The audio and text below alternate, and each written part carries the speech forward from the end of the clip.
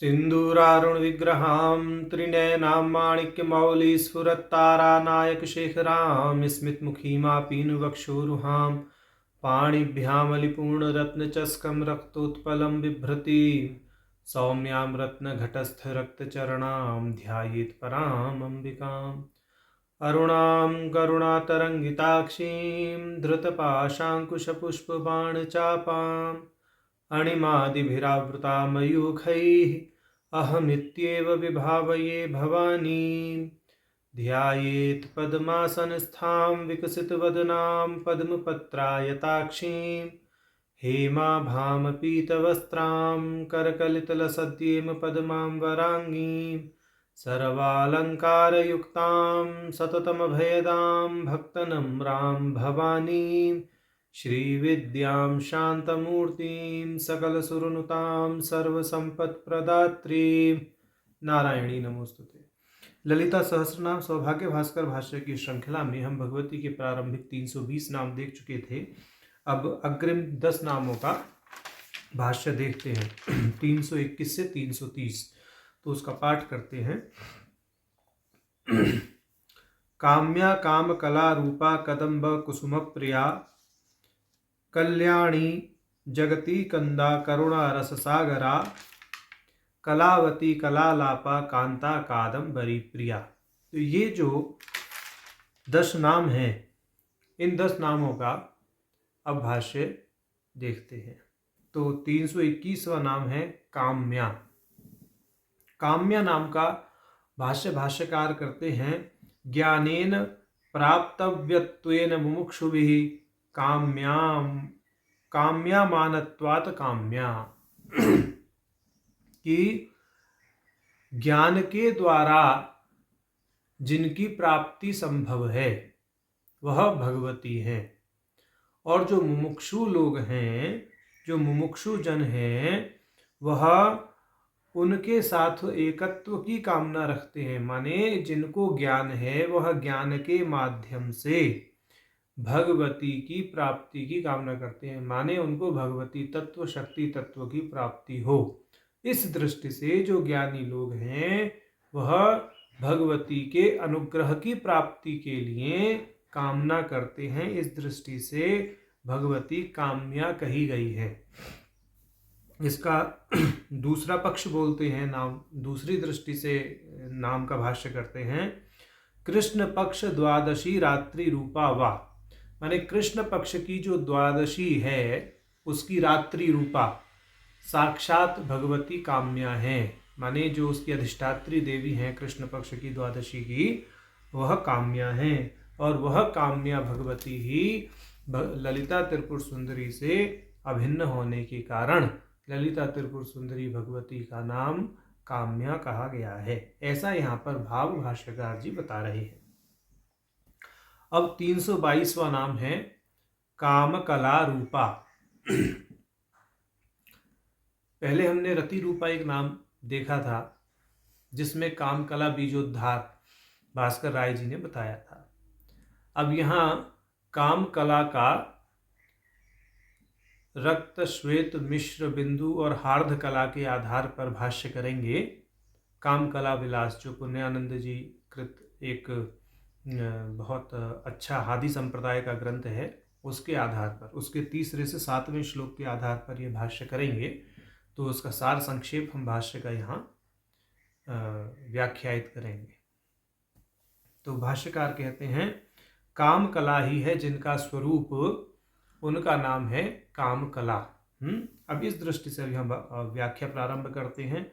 बिंदु त्रयम हार्द कलाश्चेत यत्र प्रथमो बिंदु काम आख्यश्चर्मा कलाश्चेति प्रत्याहार न्यायेन काम कला इति उच्यते। ये कह रहे हैं कि 3 बिंदु और हार्द कला, ये 4 तत्व हैं, 4 पदार्थ हैं। इनमें जो प्रथम यानी जो 3 बिंदु हैं उनमें प्रथम बिंदु का नाम है काम, और हार्द कला में जो कला पद है वह चरम पद है। तो इस दृष्टि से काम और कला प्रत्याहार न्याय के ग्रहण करने से मिश्र बिंदु, रक्त बिंदु, श्वेत बिंदु तीनों का ग्रहण भी हो जाता है, हार्द कला का भी ग्रहण हो जाता है, और काम कला जो है वह अपने स्वरूप की अभिव्यक्ति भी कर देती है। प्रत्याहार न्याय से यहाँ पे काम कला कह रहे हैं। काम बिंदु और हार्द कला में कला पद लेकर के काम कला, इस दृष्टि से। और ये 4 पदार्थ बताए, श्वेत बिंदु, रक्त बिंदु, मिश्र बिंदु और हार्द कला। यहाँ मिश्र बिंदु को यह प्रधानता देंगे व्याख्यान में, अपने भाष्य में। अब कहेंगे तस्याः स्वरूपम, उसका जो स्वरूप है, स्फुट शिव शक्ति समागम बीजांकुर रूपिणी पराशक्ति इत्यारभ्य कामः कमनीयता कलाश्च दहने इंदु विग्रहो बिंदु इति अंतेन निर्णितम काम कला विलासे तदरूपा इत्यर्थः। कि पुण्यानंद जी ने काम कला विलास नामक ग्रंथ में तीसरे श्लोक से या तीसरी कारिका से 7वीं कारिका तक यह निर्णय कर दिया है कि काम कला का स्वरूप क्या है। तो वहां उन्होंने निर्णय यही करा है, रक्त बिंदु, श्वेत बिंदु और इन दोनों का सामरस्य, मिश्र बिंदु, और इस मिश्र बिंदु से जो अभिव्यक्त ये समस्त जगत है, वह इस दृष्टि से उन्होंने क्या किया है, काम कला का वहां व्याख्यान किया है। तो काम कला का एक साधारण अर्थ यह समझना चाहिए, शिव शक्ति, शिव शक्ति का सामरस्य और उनके सामरस्य का लीला विलास, ये सभी चीज मिलकर के काम कला कहलाती हैं। और यह सारा का सारा जो जगत है, यह काम कला का विलास मात्र है। काम कला ही यहाँ उल्लसित है, काम कला से ही यह उल्लसित हो रहा है, काम कला के लीला विलास से ही इसका लय हो रहा है, और काम कला के लीला विलास से ही इसका जो है स्थान या स्थिति बनी हुई है। इस दृष्टि से समझना चाहिए। तो काम कला को लेकर के प्राय काफ़ी खींचातानी होती है, बहुत ज़्यादा तकनीक उपयोग की जाती हैं इसके व्याख्यान में, परंतु सीधा सीधा एक इसका स्पष्टीकरण यही है, शिव शक्ति, शिव शक्ति का सामरस्य और उनके सामरस्य का लीला विलास, इसके अतिरिक्त कुछ नहीं है काम कला। आप चाहे कितना भी अब प्रपंच पढ़ लें, कितना भी आप जो है बहुत यौगिक व्याख्याएं पढ़ लें या कुछ भी करें, अंततो गत्वा एक पंक्ति में काम कला का सार यही निकलेगा। और दूसरी दृष्टि से, वेदांत की दृष्टि से कहें कि ब्रह्म और माया, माने ब्रह्म जो है माया के या उपाधि के बल से या माया के साथ काल्पनिक जो उसका सन्निधि मानते हैं, माया और ब्रह्म की जो काल्पनिक सन्निधि है, उससे इस जगत का उल्लास होता है। और उसी काल्पनिक माया ब्रह्म की काल्पनिक सन्निधि से ही उसकी स्थिति होती है, उसका संहार होता है, सारे कृत्य होते हैं। तो यही जो प्रकरण है तंत्र में, माने शिव को ब्रह्म के समान, माया को शक्ति के समान मानिए, इन दोनों का जो समायोग है, बस अंतर इतना है कि वेदांत में कल्पित मानते हैं माया को और माया और ब्रह्म के संबंध को, तंत्र में शिव और शक्ति दोनों को सत्य मानते हुए इनके संयोग को भी सत्य मानते हैं, जगत को भी सत्य मानते हैं। वेदांत में जगत को मिथ्या मानते हैं एक पक्ष में।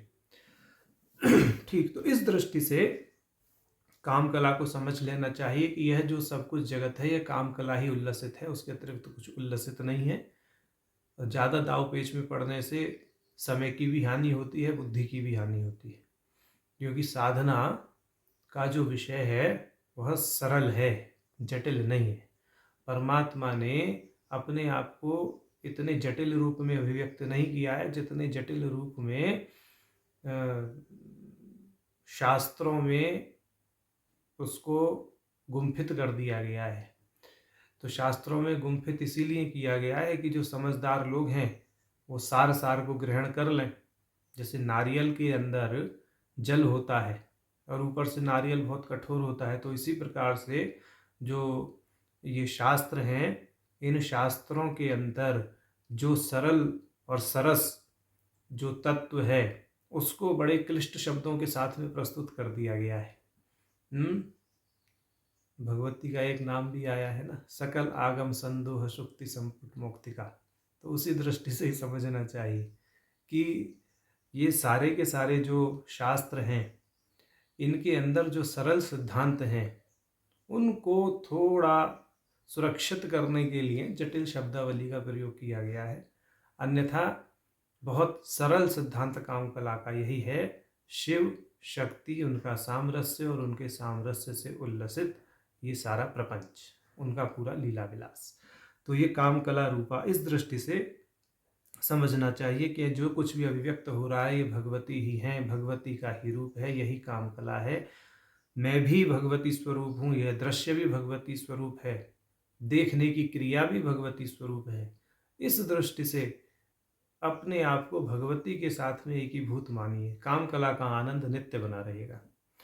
अब आगे दूसरी दृष्टि से कह रहे हैं कामकला के विषय में, काम योनि कमला इतिवा, कि काम योनि कमला, काम शिव को कहा, योनि शक्ति को कहा, और इन दोनों की सन्निधि को लक्ष्य करते हुए कमला पद कह रहे हैं। तो काम योनि कमला इतिवा, इस दृष्टि से यहाँ पर कह रहे हैं। अब दूसरा काम योनि कमला देवी अथर्व शीर्ष का 14वां मंत्र है। तो यानी इस दृष्टि से भी समझ लें कि काम योनि कमला जो देवी अथर्व शीर्ष के 14वें मंत्र में मंत्र अभिव्यक्त है वह साक्षात कामकला स्वरूप है, क्योंकि उसमें पंचदशी का उद्धार किया गया है और भगवती मंत्र से अभिन्न है। तो जो मंत्र है वह भगवती का ही स्वरूप है, साक्षात कामकला का स्वरूप है। इस दृष्टि से समझ लेना चाहिए। अब कहते हैं तदुक्तम त्रिपुरा सिद्धांते, त्रिपुरा सिद्धांत में कहा गया है, क्या कहा गया है, अब उसी बात को समझा रहे हैं। तस्य कामेश्वराख्यस्य कामेश्वर्याश्च पार्वती कलाख्यास विलासाश्च ख्याता काम कलापि सा, कि जो कला पद है वह शिव शक्ति का सूचक है। कला जो है कामेश्वर कामेश्वरी को अभिव्यक्त करती है, इसलिए वही कामकला कही जाती है। यहाँ पर इन्होंने ये कह दिया। अब भास्कर राय जी अन्य दृष्टि से कामकला रूप की व्याख्या करेंगे। वह यह कहते हैं कि भगवती को कामा पद से भी कहा जाता है, यानी भगवती की कामा पद से भी व्याख्यता है या वाच्यता है। इस विषय में वो कालिका पुराण का एक वचन प्रस्तुत कर रहे हैं। कामा चासौ कला रूपा च इतिवा, काम पद मात्र वाच्यतायाः कालिका पुराणे प्रतिपादनात्, कि कालिका पुराण में भगवती की काम्या पद से वाच्यता कही गई है। कैसे कही गई है उसको बोलते हैं, भगवान शिव का वचन है, कामार्थम आगता यस्मात् मया सार्धम महागिरौ कामाख्या प्रोच्यते देवी नीलकूट रहोगता कामदा कामनी काम्या कांता कामांगदायिनी कामांगनाशिनी यस्मात् कामाख्या तेन कथ्यते। तो ये कह रहे हैं भगवान शिव कालिका पुराण में कि देवी को कामा इसलिए कहा जाता है क्योंकि वह महागिरी पर्वत पर, महागिरी माने हिमाचल पर्वत पर या हिमालय पर्वत पर स्थित जो नीलकूट श्रृंखला है उस पर गोपनीय ढंग से मेरे साथ कामार्था होकर आई। कामार्थामागता, इस दृष्टि से पद का प्रयोग भी किया है कालिका पुराण में। और वह काम की पूर्ति करती हैं, कामदा हैं, कामनी काम्या कांता कामांगदायिनी, वह काम की पूर्ति करती हैं, कामना करती हैं, वह काम्या भी हैं, सुंदर हैं, और कामदेव के शरीर को पुनः प्रदान करने वाली हैं, कामांगनाशिनी, और काम के शरीर का नाश करने वाली भी है। क्यों है नाश करने वाली? भगवान शिव के हृदय में काम बाण प्रेरित करने को भगवान शिव के हृदय में काम बाण का निक्षेपण करने के लिए कामदेव को अप्रत्यक्ष रूप से भगवती के द्वारा ही प्रेरित किया गया था। और जब भगवान शिव की समाधि भंग हुई काम बाण से, तो भगवान शिव का तीसरा नेत्र जब खुला तो कामदेव भस्म हो गए। इसमें जो अप्रत्यक्ष कारण था वह भगवती ही थी कामदेव के भस्मीभूत होने में। तो यहाँ कामांग नाशिनी कहा गया, और दूसरी दृष्टि से कामांगदायिनी भी भगवती कही गई। जैसे हर नेत्राग्नि संदग्ध काम संजीवन औषधि, पहले नाम ये बता ही चुके हैं। तो इस दृष्टि से यहाँ पर इन्होंने व्याख्या की और कहते हैं तस्मात् कामाख्या तेन कथ्यते, इसलिए भगवती का एक नाम कामा भी कहा जाता है। ऐसा हो गया ना, यस्मात् कामाख्या तेन कथ्यते, इसलिए उन्हें कामा नाम से कहा जाता है। कामा नाम से, कामाख्या, कामा है नाम जिनका, ऐसा। तो ऐसा यहाँ पर काम कला का वर्णन यहाँ किया है। जो कामा है वही काम कला है, ऐसा यहाँ समझना चाहिए। जो भगवती ललिता है वही काम कला रूपा है। तो ये 322वां नाम हुआ। अब क्रमशः 323वां नाम है कदम्ब कुसुम प्रिया। तो कदम्ब कुसुमानी नीप पुष्पाणी प्रयाणी यस्याः, सा जिसके वो कदम्ब के पुष्प माने नीप पुष्प, जो पीले पीले गोल गोल रंग के लट्टू के समान होते हैं, गोल गोल, वह पुष्प जिनको पसंद है, प्रिय हैं, ऐसी भगवती का नाम है कदम्ब कुसुम प्रिया। अब अगला नाम है 324वां कल्याणी, माने मंगल स्वरूपा हैं, जो जिनका स्वरूप मंगल है, कल्याणकारी है, उनको उनका नाम है कल्याणी। मंगल स्वरूपत्वात् कल्याणी, मंगल स्वरूप होने के कारण उनका नाम है कल्याणी। पाद्मे देवी पुराणेश्च कल्याणी मलयाचल इति परिगणित मूर्ति विशेष रूपा। कह रहे हैं पद्म पुराण और देवी भागवत के अनुसार जो मलयाचल पर्वत है उस पर भगवती कल्याणी के रूप में पूजित हैं। तो उसके आधार पर यहाँ भगवती ललिता का नाम कल्याणी कहा गया है। माने मलयाचल पर्वत पर जो देवी का स्वरूप, देवी की मूर्ति उपासित है, पूजित है, वह भगवती ललिता ही है और वहां पर वह कल्याणी नाम से जानी जाती हैं, ऐसा कहने का भाव है।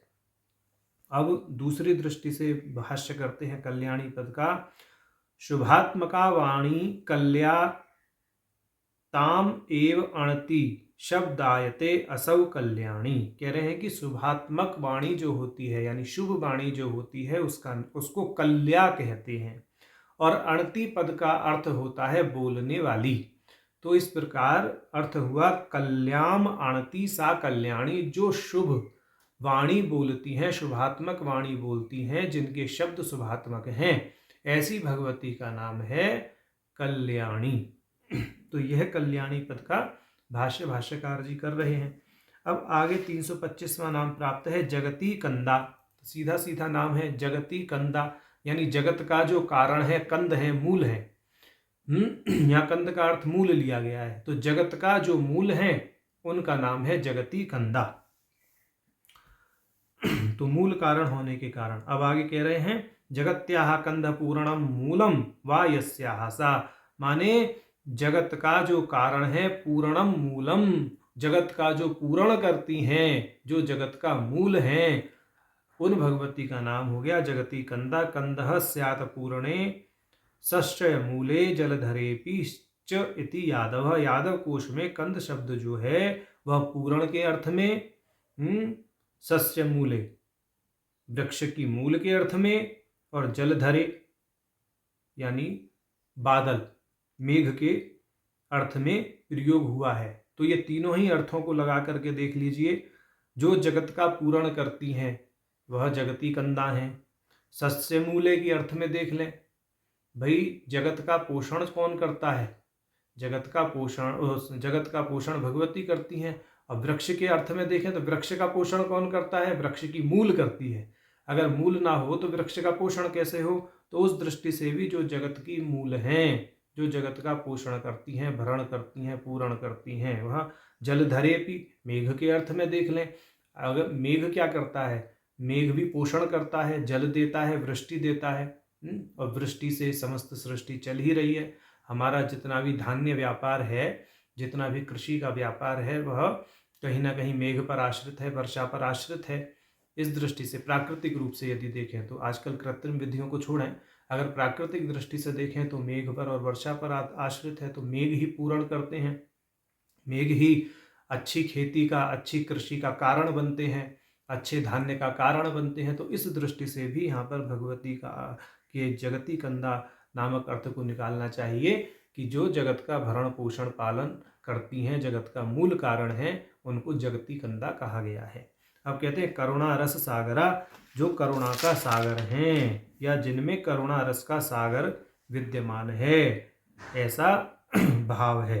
कहते हैं करुणा एव रसो येषु तादृशाः सागरा यस्याम सा, जिनमें करुणा रस का सागर विद्यमान है या जो करुणा से ओतप्रोत हैं। आगे उस चीज को उन्होंने जो है स्पष्ट कर दिया है व्याकरण की दृष्टि से। सागरेभ्यो अपि अधिकतम करुणाशीला इति यावत् तत्पुरुष पक्षे कंद सागर पदयो परवलिंगतया पुंसत्वापत्ति ही। तो इस दृष्टि से ये जो है जो जगती कंदा और करुणा रस सागरा, ये जो दो नाम है, इनमें पुंसत्व की आपत्ति को भी बता रहे हैं। उस विषय पर चर्चा जो है सहस्र नाम के अंत में भाष्यकार जी ने की है, तो उसी क्रम में इसकी चर्चा आगे करेंगे। अब ये 326वां नाम करुणारस सागरा भी हुआ। अब 327वां नाम हमें प्राप्त है कलावती।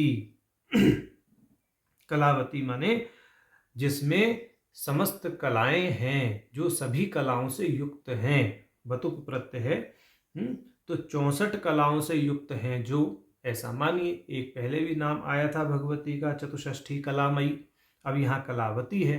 तो मतुप और वतुप इस प्रत्यय का ही भेद है, अर्थ तो सामान्य और एक जैसा ही निकलेगा दोनों नामों का।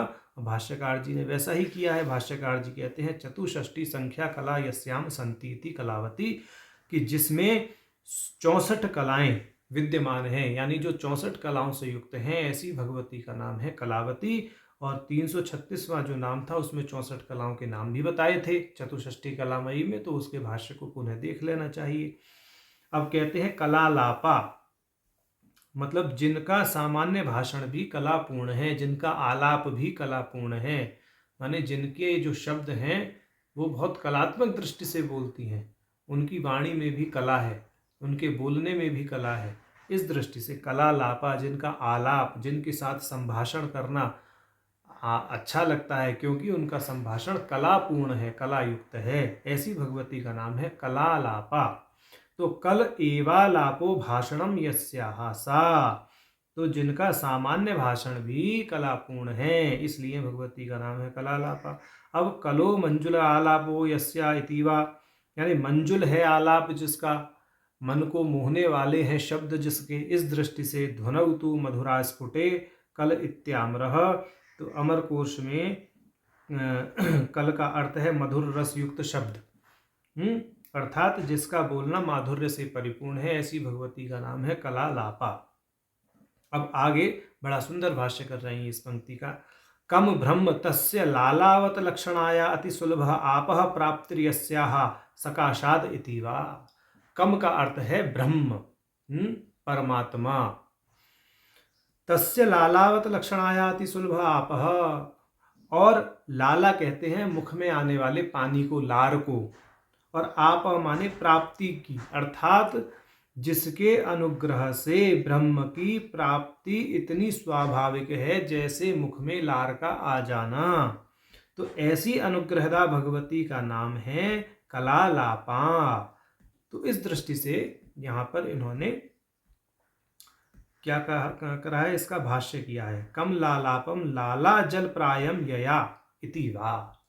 तो जो है ब्रह्म की प्राप्ति इस प्रकार से सुलभ करा देती है भगवती, जैसे मुख में लार का आ जाना।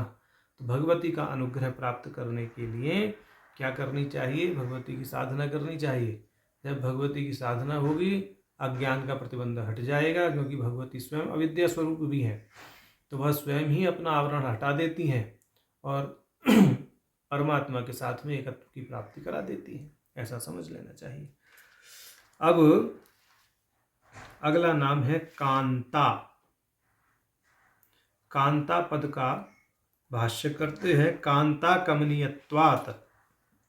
कांता का अर्थ हो गया कि जो सुंदर हैं, बल्कि बहुत सुंदर हैं, ऐसा कहना चाहिए। कमनीयत्वात् कांता, यानी कि जो बहुत कमनीय हैं, बहुत सुंदर हैं, उनका नाम है कांता। अब कम ब्रह्म की दृष्टि से व्याख्यान करेंगे, भाष्य का बहुत सुंदर है। कम ब्रह्म एव अंतः सिद्धांतो यस्या इति वा। बहुत सुंदर भाष्य कर दिया। कम का अर्थ है ब्रह्म, अंत का अर्थ है सिद्धांत। सिद्धांत ज्ञान के अर्थ में प्रयुक्त हुआ है, तो इसका अर्थ हो गया ब्रह्म ज्ञान को देने वाली कांता। माने जिनके अनुग्रह से ब्रह्म ज्ञान सुलभ होता है। ब्रह्म सिद्धांत कम अंत, तो कम माने ब्रह्म के, अंत माने सिद्धांत के। ब्रह्म तो परमात्मा है ही, सिद्धांत का एक अपर अर्थ ज्ञान भी होता है। तो ब्रह्म ज्ञान को देने वाली, परमात्मा के ज्ञान को देने वाली, अविद्या का नाश करके ब्रह्म ज्ञान का प्रकाश फैलाने वाली जो शक्ति हैं, उनका नाम है कांता। तो यह अर्थ सिद्ध हुआ। अब कृष्ण एकादशी रात्रि रूपा वा। अब दूसरे पक्ष में अर्थ कर रहे हैं भाष्यकार कि कृष्ण पक्ष की जो एकादशी है उसकी रात्रि ही स्वरूप है जिसका, माने उस एकादशी जो है, कृष्ण पक्ष की जो एकादशी है, उसकी अभिमानी देवता जो हैं वह कांता नाम से कही जाती हैं। और वह कांता भगवती ललिता से अभिन्न है। भगवती ललिता ही उस कांता देवी के रूप में अभिव्यक्त होने के नाते कांता कही गई हैं, ऐसा भाव है। अब 330वां नाम हमें प्राप्त है कादम्बरी प्रिया। बड़ा सावधान पूर्वक होकर सुनने की आवश्यकता है इस नाम को। कादम्बरी प्रिया। इसके भाष्य में भाष्यकार जी कहते हैं कादम्बरी उत्तमा मदिरा स एव प्रिया यस्याः। कादम्बरी एक श्रेष्ठ मदिरा है, मद्य है, मादक पदार्थ है, जो भगवती को बहुत प्रिय है। कादम्बरी की प्रियता के कारण भगवती कादम्बरी प्रिया कही जाती है, क्योंकि भगवती को कादम्बरी नामक मदिरा बहुत प्रिय है।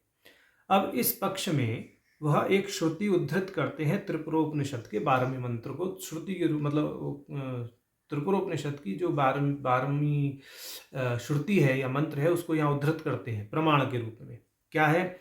परिश्रुतम झज माद्यम पलम च भक्तानि योनिः सुपरिष्कृतानि निवेदयन् देवतायै महत्यै स्वामी कृत्य सुकृति सिद्धिमेति। अब बड़ा सुंदर यहाँ पर विनियोग कर दिया है पंच मकारों में से 4 मकार का। 5वां मकार अब यहाँ प्रत्यक्ष रूप से नहीं कहा गया, अपितु जो काम कला और रति रूपा नाम आए वहां पर प्रत्यक्ष रूप से उसका वर्णन हो ही गया है। तो ये कह रहे हैं परिश्रुतम झजमाद्यम पलम च। यहां पर ये इन्होंने बोल दिया है कि मधु से बनी हुई अली, पिशित, मत्स्य और मुद्रा, ये देवता की ओर जो बलिमंडल हम बनाते हैं त्रिकोणात्मक, उसमें अर्पित किए जाते हैं। जो ज्ञानी जन होते हैं वो अपने भोज्य पदार्थ में आत्मोपभोग बुद्धि को छोड़कर पहले क्या करते हैं? महत्यै स्वामी कृत्य सुकृति सिद्धिमेति, यह महानता का अर्पण करते हैं। फिर देवता को अर्पित करके क्या करते हैं? पुण्य लोक से सिद्धि को प्राप्त करते हैं। माने वह जो अलिपिशित आदि हैं, इनमें भोज्य बुद्धि ना रख करके, आत्मोपभोग की बुद्धि ना रख करके देवता के प्रति अर्पण की बुद्धि रखते हैं। तदंतर प्रसाद के रूप में इसका ग्रहण करते हैं। देखिए ऐसा है, त्रिपुरो उपनिषद जो है यह बहुत ही गूढ़ विषयों का विमोचन करता है। कौलोपनिषद के अंतर्गत परिगणित है त्रिपुरोपनिषद। और इन उपनिषदों की बातों को समझने के लिए बुद्धि को तर्क वितर्क से अलग रख करके इनके अध्ययन में भी नियुक्त करना चाहिए। क्योंकि यहाँ पर जो भी पंचमकार में प्रत्यक्ष, मदिरा, मांस, मत्स्य, मैथुन, मुद्रा आदि की जो बात कही गई है वह इस दृष्टि से नहीं की गई है कि उसमें आसक्त हो जाए। जो लोग कर्म विपाक के कारण इन तामसी वस्तुओं को छोड़ने में कुछ असमर्थ समझते हैं अपने आप को, तो यहाँ ऐसा विधान है कि आप परमात्मा को अर्पित करके, शक्ति को अर्पित करके उनको प्रसाद के रूप में ग्रहण कीजिए, परंतु अंततो गत्वा धीरे धीरे इनके प्रति त्याग बुद्धि को बढ़ाते चले जाइए और इन वस्तुओं का त्याग करके घोर सात्विकता में प्रवेश कर जाइए ताकि आपका उद्धार हो जाए। तो माने इनके ग्रहण में बुद्धि नहीं रखी गई है तंत्र में भी, अपितु उस पक्ष में वामाचार आदि में इनका ग्रहण किया गया है कि जो लोग इनको छोड़ने में अपने आप को अक्षम समझते हैं आसक्ति के कारण, वे लोग सीधा इसका आसक्तिवश उपयोग न करके प्रसादवश उपयोग कर लें और धीरे धीरे त्याग बुद्धि को बढ़ा करके सात्विकता में प्रवेश कर जाएं। तो ऐसा ही यहाँ पर कहने का भाव है, तो ऐसा भाव रखना चाहिए। तो कादम्बरी प्रिया माने जिनको कादम्बरी नामक उत्तम मदिरा प्रिय है, उनका नाम है कादम्बरी प्रिया। तो इस दृष्टि से ये हमने भगवती के 321 से 330वें नाम तक का भाष्य देखा। नारायण।